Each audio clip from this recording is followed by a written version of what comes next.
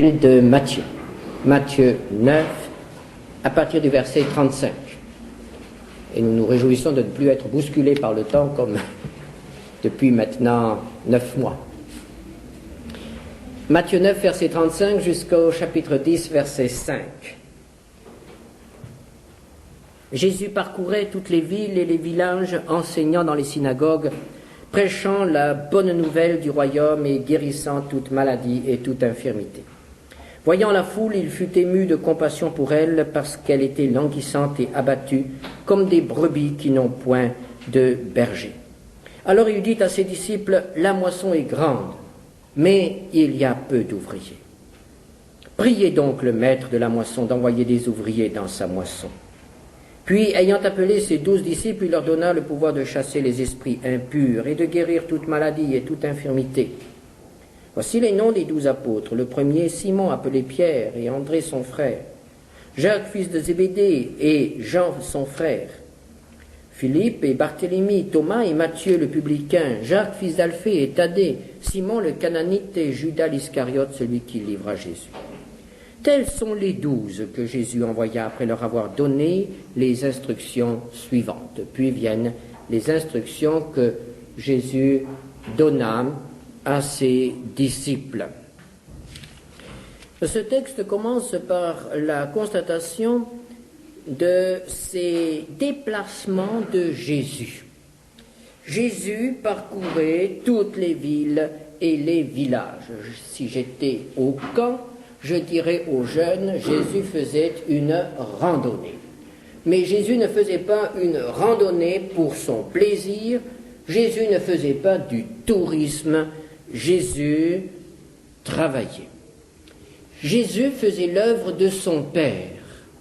Jésus se déplaçait pour annoncer la parole de Dieu dans chaque ville, dans chaque village, dans les plus petits hameaux de son pays, afin qu'aucun village ne soit oublié, ne soit laissé à l'écart de l'annonce de la grande nouvelle de la proximité du royaume de Dieu.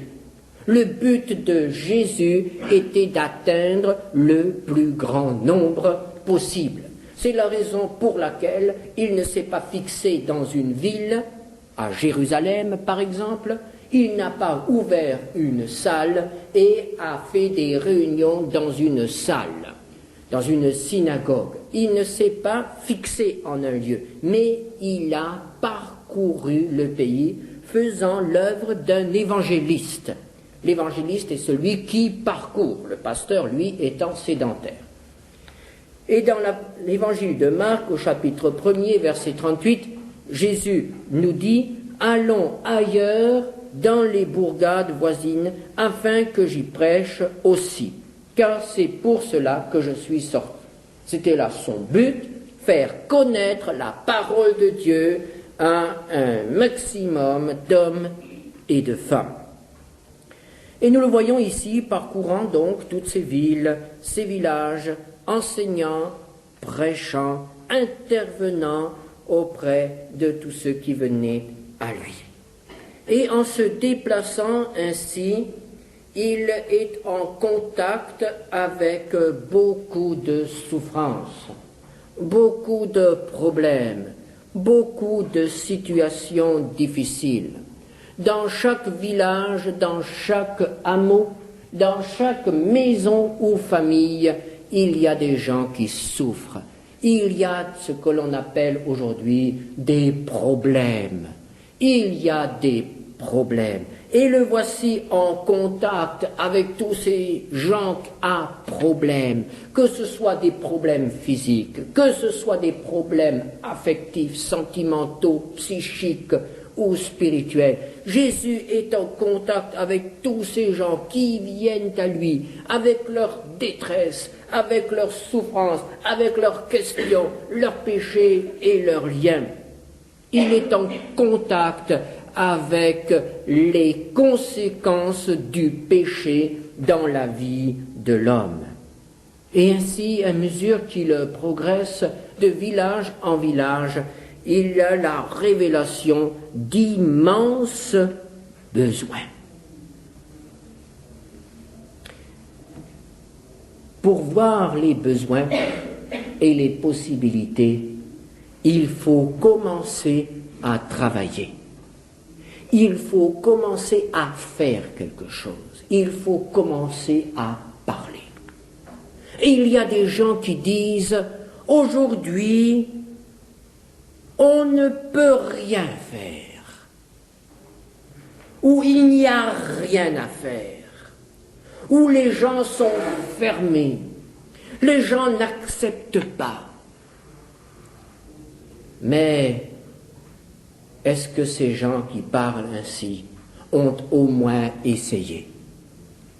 Est-ce qu'ils ont au moins essayé de parler à ceux qui les entourent?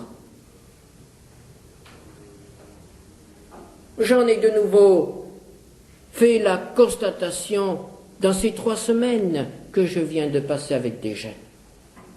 Ces jeunes qui nous venaient de familles normales, ces jeunes qui avaient un comportement normal, qui étaient polis, qui étaient corrects. Cela nous faisait vraiment plaisir, cela nous faisait du bien d'entendre ces jeunes nous dire merci quand on les servait. On en avait presque perdu l'habitude dans les autres cas. Eh bien, ces jeunes qui avaient un comportement normal, lorsque je me suis entretenu avec eux, que de problèmes, exprimés ou tus. Et c'est ainsi que tout un monde était de nouveau là, dans ce petit groupe d'une 30aine de personnes, tout un monde. Et il en est ainsi partout. Il en est ainsi dans votre immeuble, il en est ainsi dans votre quartier, dans votre village, là où vous vous trouvez, à votre lieu de travail. Vous êtes entourés, nous sommes entourés de gens à problème. Certains en parlent, d'autres n'en parlent pas. Pour certains, on le voit, chez les autres, on ne le voit pas, on ne le soupçonne pas. Mais que de problèmes, que de besoins. Il faut commencer à parler. Et soudain vient la réponse. Et on s'aperçoit que partout, il y a des besoins. Et s'il y a des besoins, il y a des possibilités pour l'Évangile.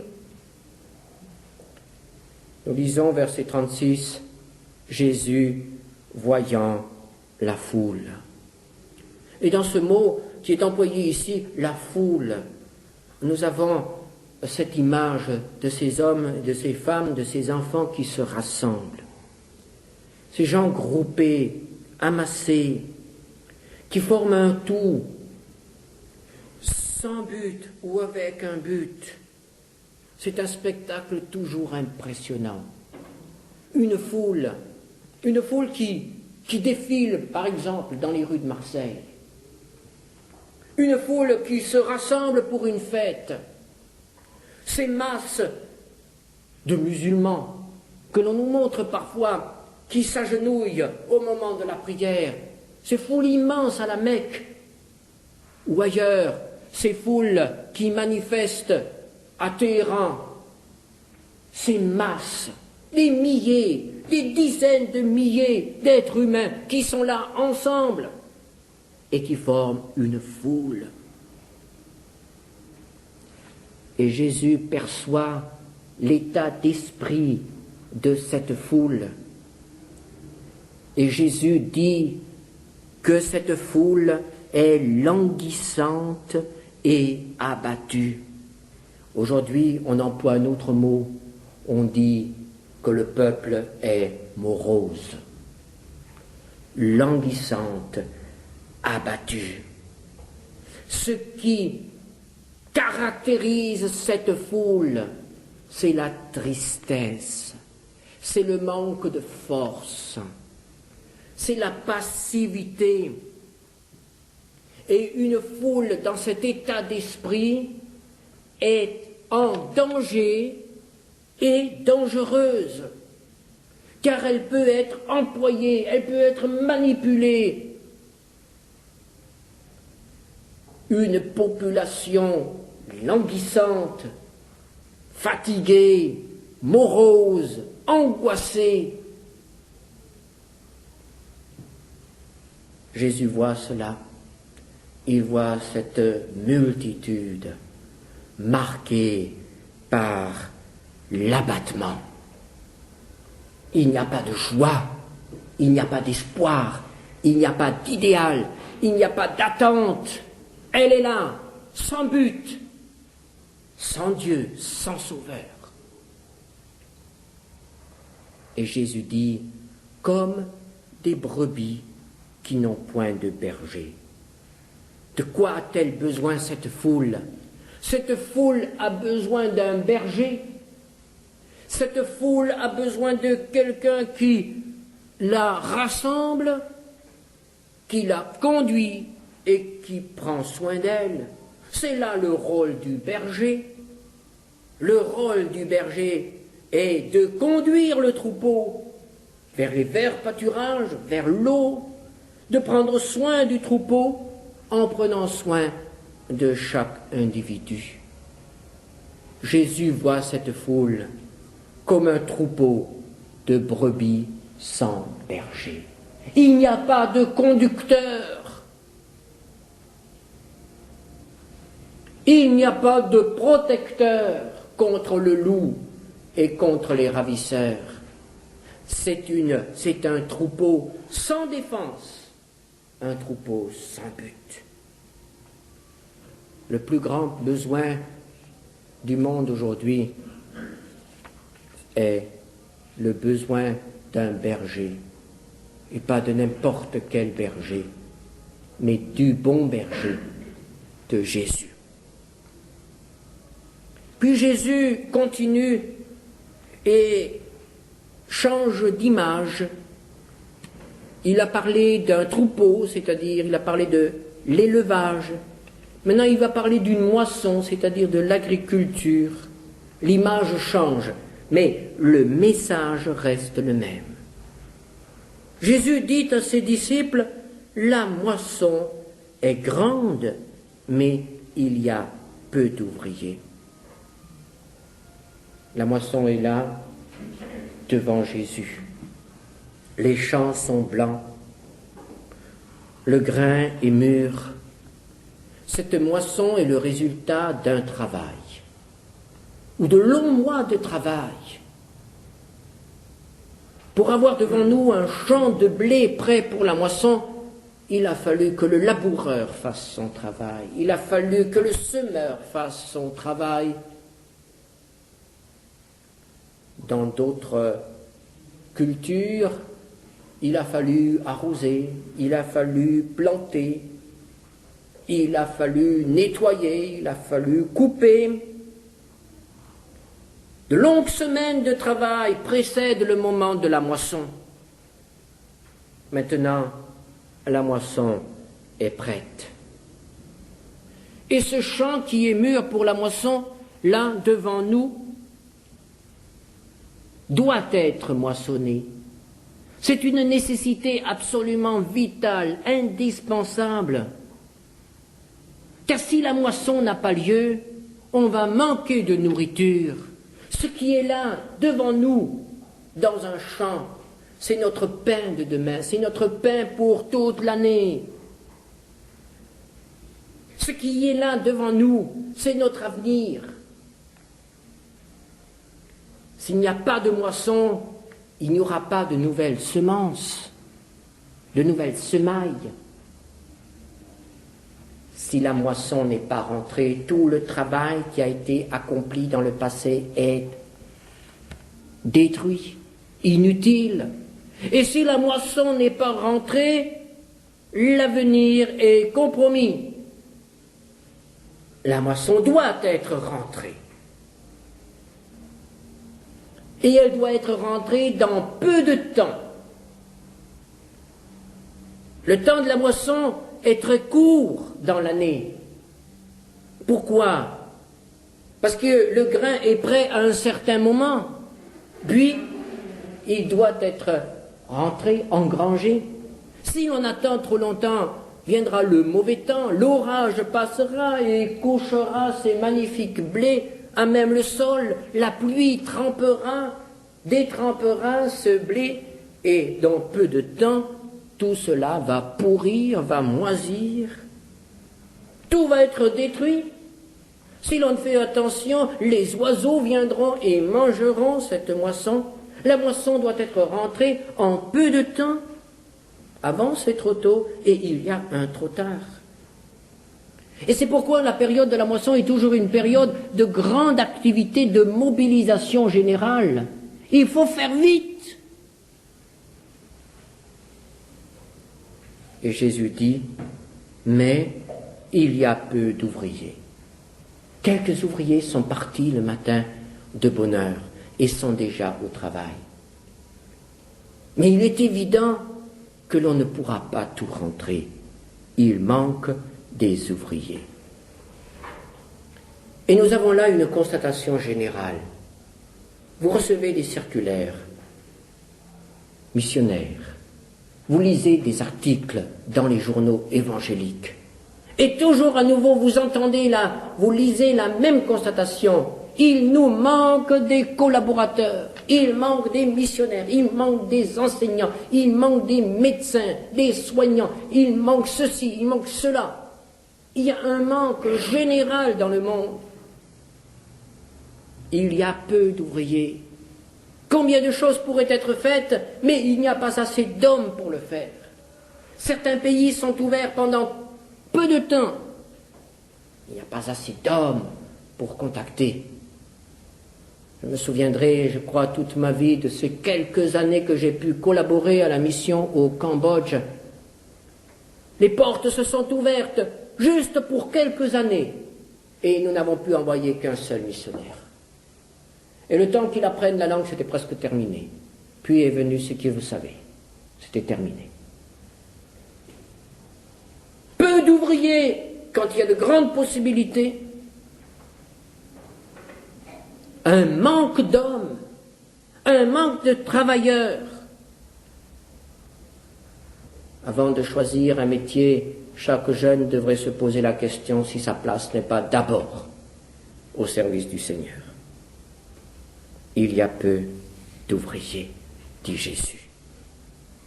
Et alors nous continuons à lire. La moisson est grande, mais il y a peu d'ouvriers. Et puis nous attendons que Jésus continue et dise « Allez-y, allez-y » et amenez des amis encore. Ou bien envoyez tout ce que vous connaissez, cherchez, faites quelque chose. Et au verset 38, nous lisons au contraire « Priez ». Priez donc le maître de la moisson d'envoyer des ouvriers dans sa moisson. La journée commence. La moisson est là et doit être rentrée. Quelques ouvriers sont prêts à y aller. Mais le maître dit, non, restons ensemble, prions. Prier, c'est quand même étonnant. Il faut prier et travailler, nous sommes d'accord. Mais là, nous aurions attendu que le Seigneur dise, maintenant travaillez, vous avez prié, maintenant travaillez. Eh bien non, le Seigneur dit, maintenant priez. Pourquoi cet ordre étonnant? Pourquoi Jésus dit-il à ses disciples, priez le maître de la moisson d'envoyer des ouvriers dans sa moisson? Adressez-vous au maître. Alors est-ce que nous devons comprendre que ce manque d'ouvriers est causé par le maître? Est-ce que c'est le maître qui est à l'origine de la pénurie de travailleurs sur le terrain?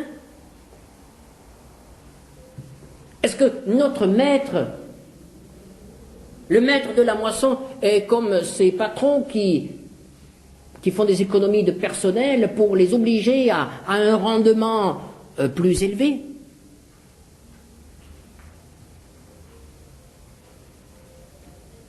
Mais alors ça dépend du maître, il n'a pas embauché assez de gens.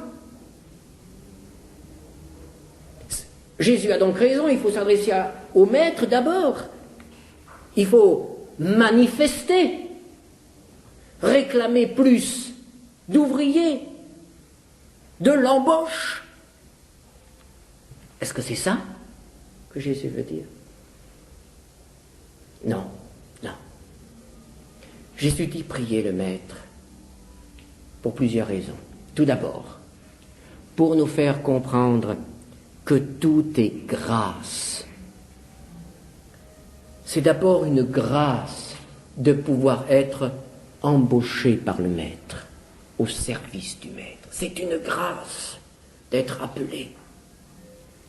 C'est une grâce aussi pour la moisson d'être rentrée. Car la Bible nous apprend que certaines moissons ne sont pas rentrées. Il y a la moisson de la grâce et il y a la moisson du jugement. Et ce qui n'est pas moissonné pour être entré dans les greniers du Maître sera livré au feu, sera moissonné par le feu. Quelques-uns seront pris, les autres seront laissés.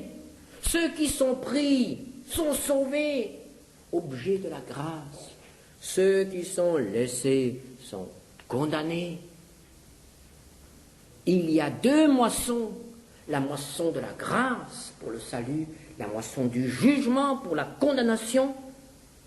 Et le Maître peut estimer qu'une moisson, qu'une génération ne doit pas bénéficier de la grâce, parce qu'elle est allée trop loin, parce qu'elle a résisté à l'appel. C'est une moisson qui n'est pas bonne. La vigne n'a pas produit un bon fruit cette année. Le fruit ne sera pas rentré, le fruit ne sera pas vendangé, il va rester sur pied, il va pourrir. La récolte est abandonnée par le Maître. La moisson ne sera pas rentrée. Et dans l'histoire, on a connu de ces abandons où Dieu a dit non, cette moisson-là, je n'en veux pas.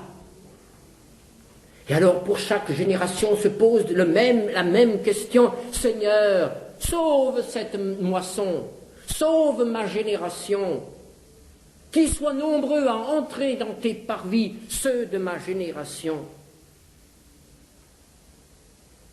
Jésus veut nous faire comprendre que tout est grâce. Jésus veut aussi nous faire réaliser un certain sentiment d'impuissance. Car évidemment, si le Seigneur nous dit « Bon, allez, travaillez, rentrez », alors nous sommes forts. Ceux qui travaillent sont forts. Ceux qui rentrent des gerbes, ceux qui ont des résultats peuvent s'en glorifier. Mais là, le Seigneur nous dit « Tout dépend du Seigneur. Tout dépend du Maître. C'est lui qui envoie, c'est lui qui équipe, c'est lui qui donne les résultats. » Et quand nous réalisons cela, nous sentons tout à coup notre impuissance. Et si nous pouvons être engagés comme ouvriers pour entrer la moisson, mais alors c'est une grâce qu'il nous fait. Et le Seigneur veut aussi nous motiver, nous faire aimer la moisson. Oh, nous pouvons passer sans aucun sentiment à côté de ces magnifiques champs de blé, notre pain pour demain. Nous pouvons aussi passer aux côtés avec aucun sentiment à côté de ces foules qui se pressent, ces foules qui rôtissent sur les sables, ces foules qui encombrent nos routes, ces foules qui envahissent nos campagnes, ces foules qui nous gênent, nous dérangent. Mais ils sont comme nous faisons partie de ces foules. Nous aussi, nous gênons, nous dérangeons, nous causons des nuisances. Est-ce que nous voyons que ces foules vont vers l'enfer? Est-ce que nous les aimons assez pour prier le Maître de la moisson d'envoyer des ouvriers dans sa moisson, afin que notre génération entende et soit sauvée? Et après avoir dit cela, Jésus appela ses 12. Ils ont compris, ils ont entendu, ils ont été motivés et ils veulent rentrer la moisson. Ils sont prêts à entendre l'appel et il les appelle par leur nom. Nous avons leur nom ici. Les noms de ceux qui sont appelés sont inscrits dans le livre de Dieu. Et il appelle par notre nom. Ils sont appelés et ils répondent à l'appel. Et voici 12 ouvriers qui sont prêts à entrer dans le champ du maître. Puis le maître les équipe. Il leur donna le pouvoir de chasser les esprits impurs, de guérir toute maladie, toute infirmité. Le Seigneur leur donne un équipement. Le Seigneur leur donne des moyens de travailler. Ils sont aussi instruits. Et vous remarquerez en ouvrant votre Bible que les instructions sont bien plus longues que l'équipement. Ce que Dieu donne est décrit en un verset. Ce que les disciples doivent comprendre, entendre, occupe pratiquement tout un chapitre. Et cela va même plus loin. Les instructions données aux serviteurs. Il faut savoir ce qu'il faut faire pour servir le Seigneur. Puis il les envoie. Quelle sera leur tâche? Leur tâche sera celle d'un berger. Regrouper les brebis. Les appeler de cette grande multitude du troupeau errant sur les montagnes, former un troupeau qui appartient au bon berger. Quelques-unes répondront à l'appel, quelques-unes sortiront, quelques-unes se regrouperont et suivront le berger vers le souverain berger. Quelle sera leur tâche? Rentrer la moisson. Ils ne pourront pas tout rentrer, mais ce qui sera rentré sera valable. Ce qui sera rentré formera l'humanité nouvelle.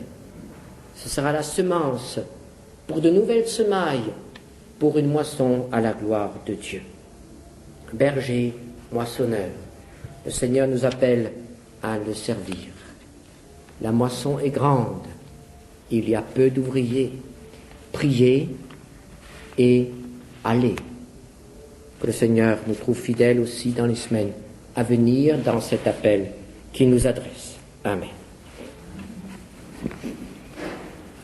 Seigneur notre Dieu, nous te remercions parce que nous savons que tu aimes notre génération et tu ne veux pas que ce soit une génération de jugement. Mais nous reconnaissons aussi que le mal gagne de plus en plus. Nous reconnaissons que la corruption est telle que notre génération mérite le sort de Sodome et Gomorrhe, le sort de la génération de Noé, où toute la moisson a été abandonnée, emportée par la tempête. Seigneur, mais nous intercédons pour que quelques-uns soient sauvés. Et nous te remercions parce que tu veux le faire.